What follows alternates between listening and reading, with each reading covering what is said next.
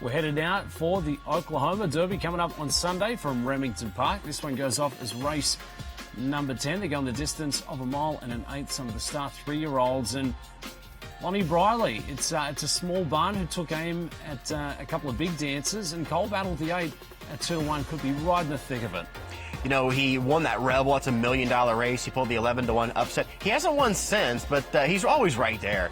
He was right off East Avenue, who got an easy lead. He was right here off Tip Top Thomas, who also got a pretty easy lead. Horse is a battler. And the sire Coal Front, he makes overachievers. We started the show by showing you the Princess Rooney. Well, Princess Rooney, the winner, was by Coal Front, who has vastly overachieved, being an Arkansas bred, winning graded stakes races. So, you know, as good as Coal Battle was leading into the Derby, he's actually coming off his best 2 Beyer speed figures, 95 and 95, even in defeat. Iron Dome, the 2, Publisher, the 5, both coming in.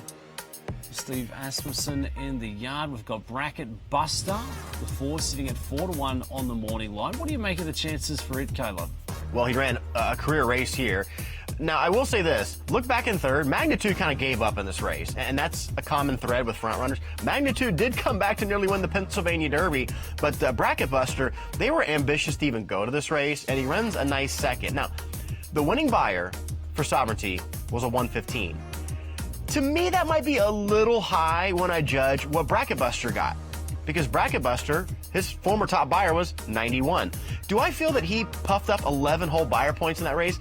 Maybe, but I don't necessarily know if I'd be willing to bet it. So I don't necessarily know if we need any extra gauge on how good Sovereignty is, but that 102 seems a tiny bit high for still getting beat 10 whole lengths.